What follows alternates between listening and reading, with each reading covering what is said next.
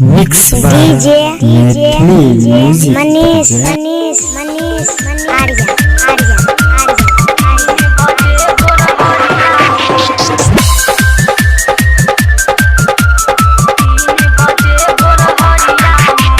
छठी पूजा में बड़ भीड़ लगै छै मैया के दुआरिया में। हे मैया के दुआरिया में, हे मैया के दुआरिया में।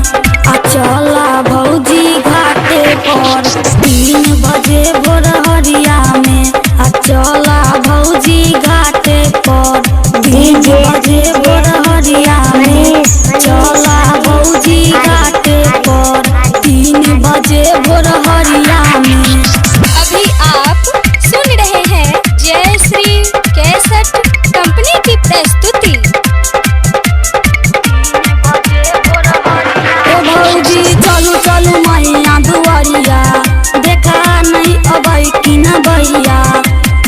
धूप दीप अगरबत्ती लजेबै आ नारियल लजेबै चुनरिया में। आ नारियल लजेबै चुनरिया में। आ नारियल लजेबै चुनरिया में। आ चला भौजी घाटे पर 3 बजे भोर हरिया में। आ चला भौजी घाटे पर 3 बजे भोर हरिया में। आ चला भौजी घाटे पर 3 बजे भोर हरिया में। हेलो हेलो हेलो हेलो हाँ कैसे हो भौजी चलू चलू मैया दुआरिया, देखा नहीं अबै कि न भैया। पूरा सपना हो तो तोहर छोटी माई के दुआरिया में। छोटी माई के दुआरिया में, छोटी माई के दुआरिया में।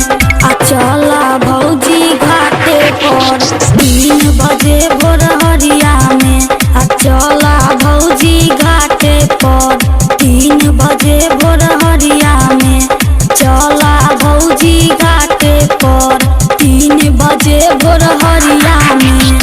अभी आप सुन रहे हैं जय श्री कैसेट कंपनी की प्रस्तुति।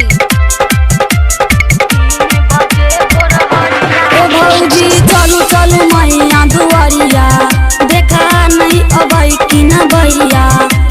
राघव संगे अमित मलंगिया अगलनो मगन छै मैया में।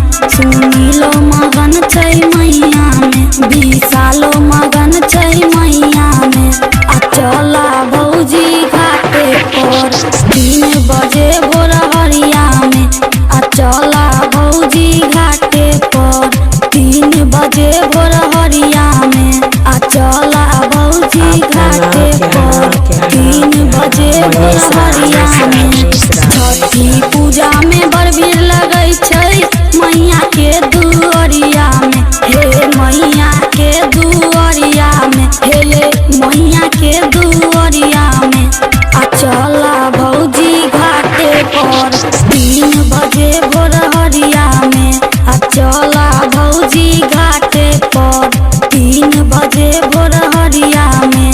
चला भौजी घाटे पर 3 बजे भोर हरिया में। आर्या आर्या आर्या आर्या आर्या आर्या आर्या आर्या आर्या।